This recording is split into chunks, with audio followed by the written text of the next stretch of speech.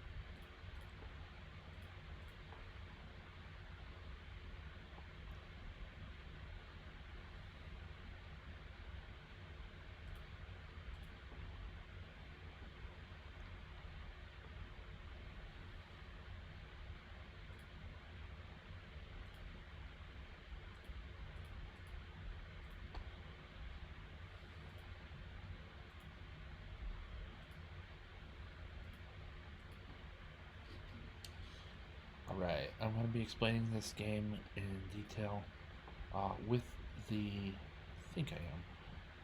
It's kind of a low accuracy game for that, but I'm going to include the post-mortem, the part of the game that I played against the computer, and maybe we'll find some interesting ideas. I might be able to explain some common patterns or motifs and themes and so on.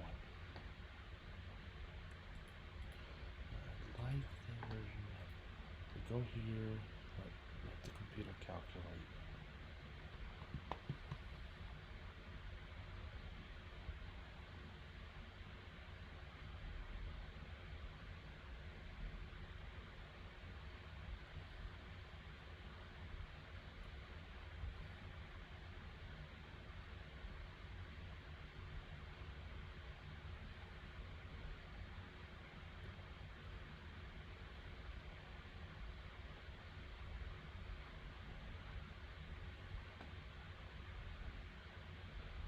Okay, so he said the game was I don't know if the game was... It wasn't a bad game. It wasn't an accurate game. I think a lot of the inaccuracy was born out of the fact... Look at some of the places where there's inaccuracy. This is a complicated chess position. This is not... You know, we're 16 moves in. This is not neat and orderly like you might sometimes find 16 moves into a Roy Lopez. Let's make it more clear. Even 12 moves in, right?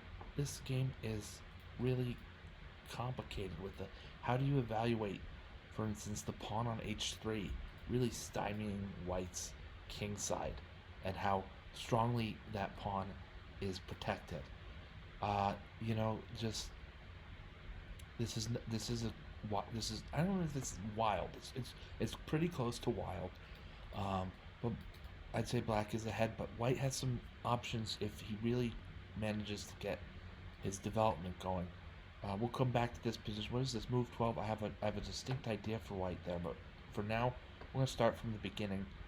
I had the black pieces, and my opponent starts with one of these hyper modern wing attacks, which is perfectly fine. I'm grabbing the center, which is the most often way to combat those attacks dynamically, in a balanced and dynamic way. And knight to c6, right? We're just, as black here, we're just grabbing the center. White seems to be content to take a small center here. At some point, develop his knight and castle kingside. And soon enough, after I get my stake in the center, after e5, I think now I take the move after a3, right? This is slow. We know this is a slow move. As early as move 5 to play a move like a3. My opponent doesn't want my king. My opponent doesn't want my knight coming to b4 and then onward with some sort of fork idea, even though the square is covered. But to be honest, I think a3 is just a little bit slow. It's not the end of the world, but you could say the same about my f5. Not slow, but a little bit fast, a little bit too aggressive, right? Aren't we Isn't black leaving his king in a place where he can be attacked by white? The white queen to h5 check. But my decision behind f5 was not just because of the white queen to h5 check. Her natural partner in this type of attack is the knight that begins on g1, and I'm not scared about that knight for reasons of that. Mostly because he can't approach through the center, and if he wants to try to approach make a name for himself on g5, then I might be able to beat him to good coverage of that square by playing bishop at f8 to e7. Then both the bishop and his battery mate, the queen, have really strong grasp of g5, and I can always I can in most positions play h6 ahead of time to prevent any incursion on g5. So this is all around f5. It's also around the idea that these hyper modern systems sometimes are weak to just extreme pawn centers. I've noticed this over a number of games. You might be able to employ this type. This is an extreme pawn center, and so my opponent plays knight to e2, getting ready to castle. As say, this is the time to trudge on ahead. Maybe not quite yet. Sorry. So first, bishop e7 for reasons of development and owning the g5 square. But soon enough, I'm going to play h5. This is an example, in my opinion, where computers still don't understand what the heck is going on. It's too early for this move h5 to be seen by a computer through brute force or direct calculation as a difficult threat to white's king. And it isn't yet. That's the beauty of it. It really isn't a threat to white's king yet. But you'll play h7 to h5 here, and this is a good move for black. I see this inaccuracy symbol, and once in a while I have to say, in my opinion, no. That because h5 becomes h4, becomes h3. And didn't we see when we first looked at the mid-game position that pawn is destined to be all the way to h3 with some coverage? And yeah, it becomes the talk. This pawn on h5 now, he's going to become the talk of the town. h4, just following up with plan. Captures on h4 are just weak to probably either recapture by rook or by bishop. I to be honest, I can't really know which. Let's put this to this view. This view has the computer's calculations on it. Sorry about that. Now we have, like, So no matter what white does that, then h3 is coming, right? And in most of these lines here, you're gonna, well, c4 seems to be special in some way, but after knight f3, I chose e4 first, and trying to keep the queens on the board because I am attacking. I captured with the f pawn. Also, it's towards the center. And this king is, yes, a little bit vulnerable, but through what means? You know, the queen's going to have to move squares. The queen's going to have to move knights out of the way. Bishop's going to have to do some kind of dance. And even then, there's a rook on h8 covering the h5 square. So I'm not so worried about black's unsafe king right now. Knight to g1 and h3. We'll have it be black's turn to move. Of course, the response is bishop to f1, or else bishop to f1, or else white will be losing material.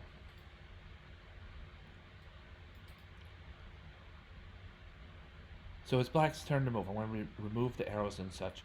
It's black's turn to move here.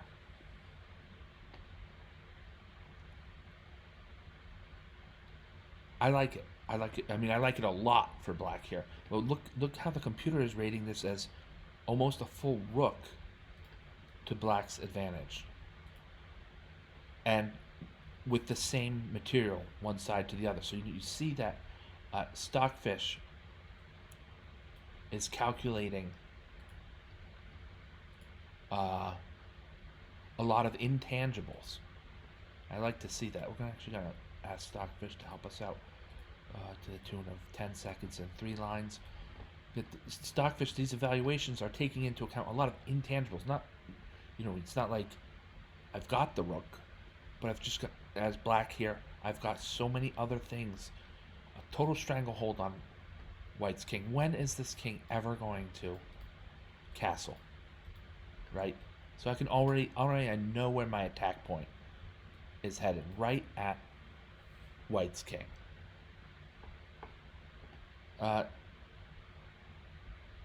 This congestion on the king side here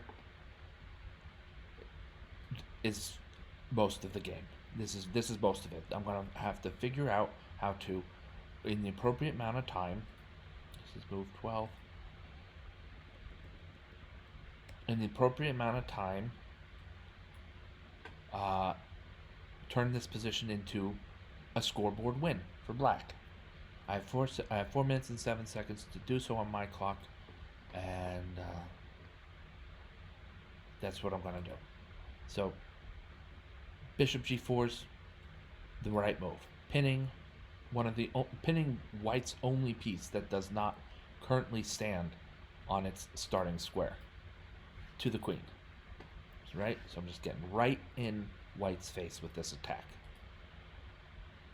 Queen to c2. I like it. It's a great move. It's a great move at a desperate position, but it's a great move. Get the pin out of the way. Get your strongest piece doing something, and maybe there'll be some sort of slip up by black, by yours truly. Then knight to e5. Just pressing the attack. There are so many great targets. Now, this one's not really a target because of the protection, but that knight is actually well protected. But there's so many great targets available on white's back rank here.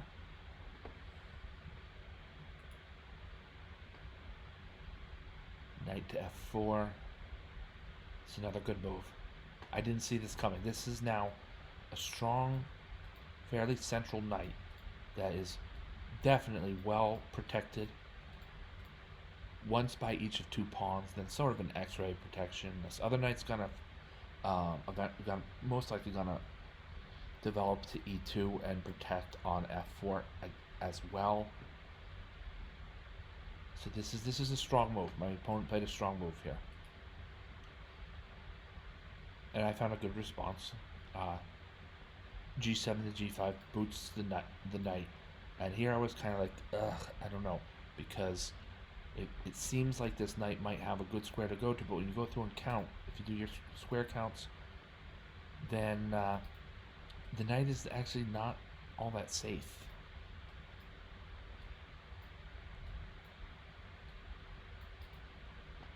Right?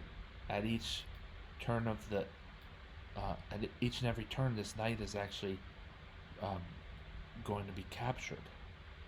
Mostly, there's one safe square, even as he's central, with 8 um, squares available.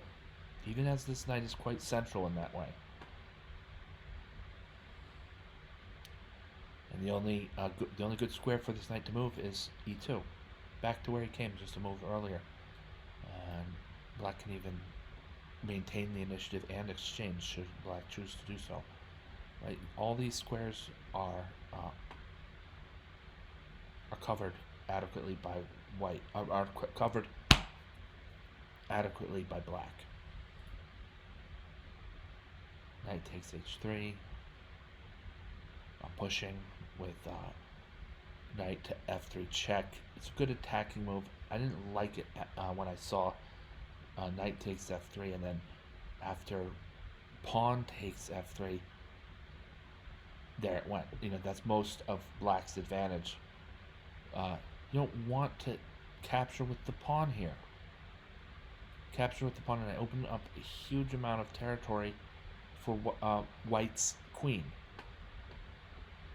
I thought if I captured with the pawn, I could get 2 pieces on h3 with tempo and then be a piece up. But it didn't turn out that way. What would you want to capture? Go into practice here. I hope the okay, yes, the broadcast followed. So you would want to just capture with the bishop here. You pick up the piece you need, and the rook is being attacked, so it takes initiative to bring that rook away from the attack. And now would be a good time maybe to play bishop back to g5. Right? And we still want to keep the e4 pawn on the board, blocking this queen from being very powerful and greedy.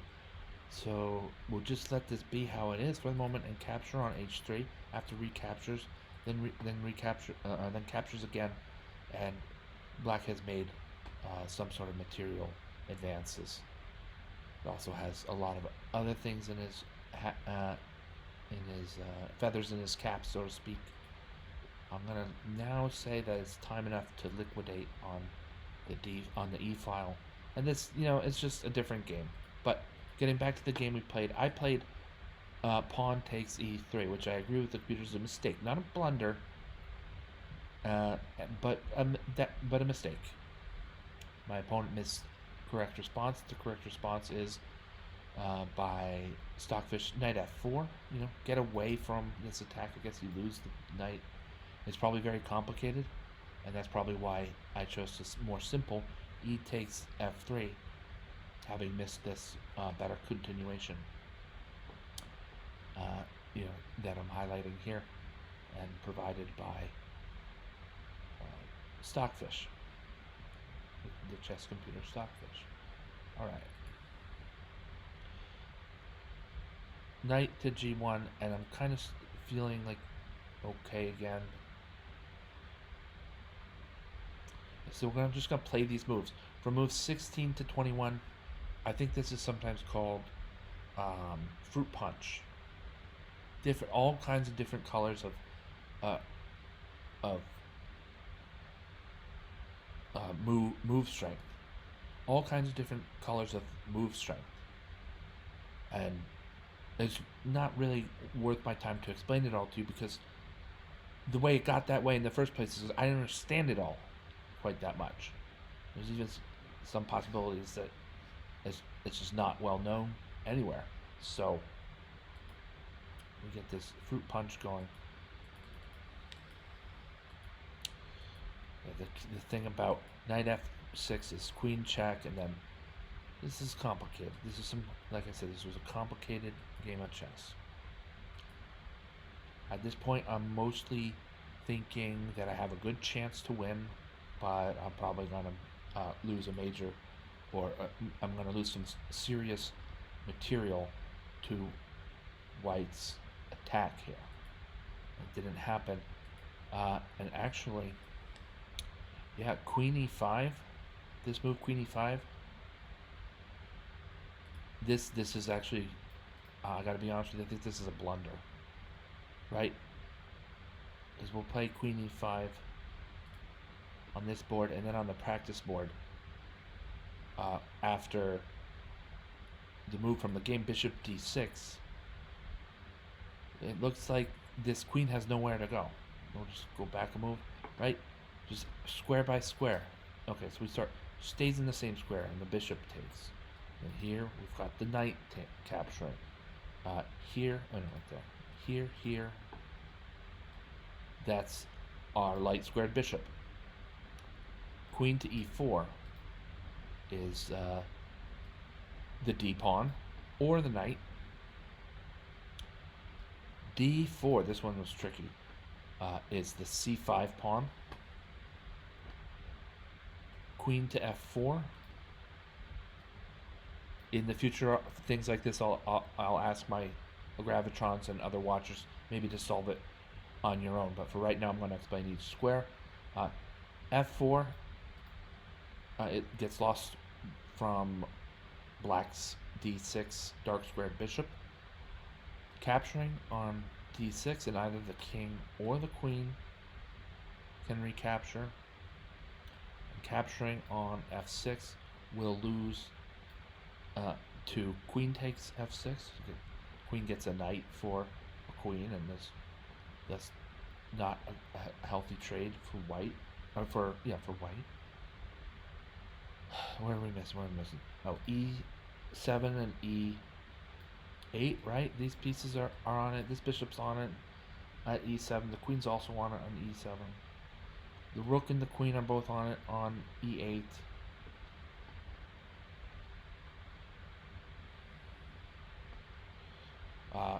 Queen to g5 will see the queen lost to rook takes g5, and queen to h5, and either bishop takes h5 or knight takes h5.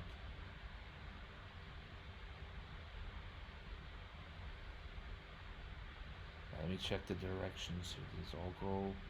We've covered who is taking at e6, and oh, this is from the light squared bishop.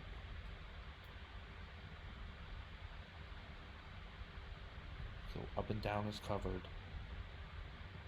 Vertical moves are covered. Lateral moves are covered. Diagonal moves are covered. And that's it.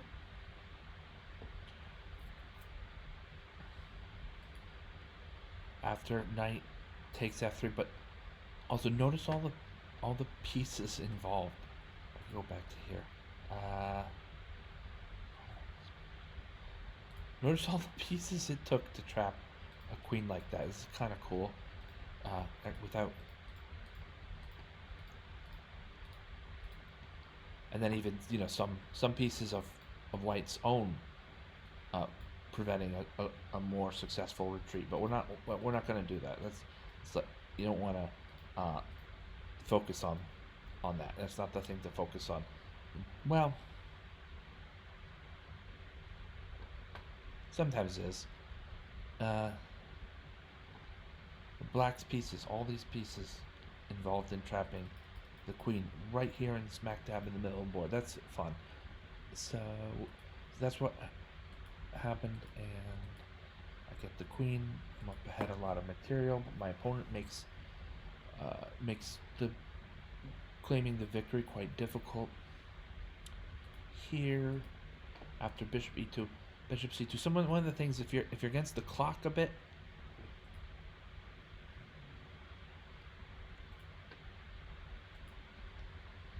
right? Like I'm a bit against the clock. I have about a minute left here, so I say, well, you got to make things a little bit risky, or I'm going to run out of time, and that's why the sacrifice on g3. It turns out to be a good sacrifice, but good for there being not much time left on my clock, or I wouldn't have played it. and black is bursting through on the queen's on the king side. Some moves that the pawn on f3 poses a serious threat for promotion. Blocking here with knight e2, then queen takes, then rook takes e2 check. And white is bleeding so much material here that as long as I don't stalemate black, I'll just reduce, simplify, and checkmate.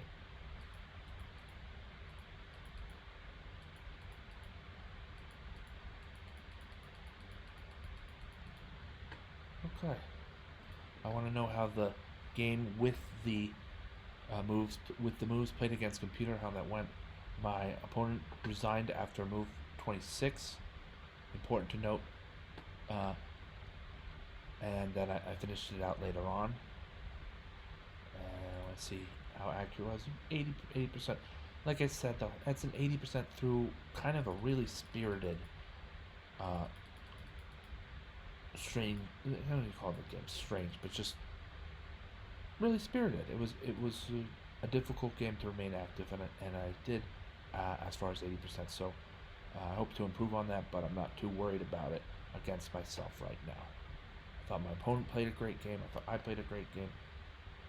That's it. All right. Thank you so much for watching. I'm More Gravity. Have a great night.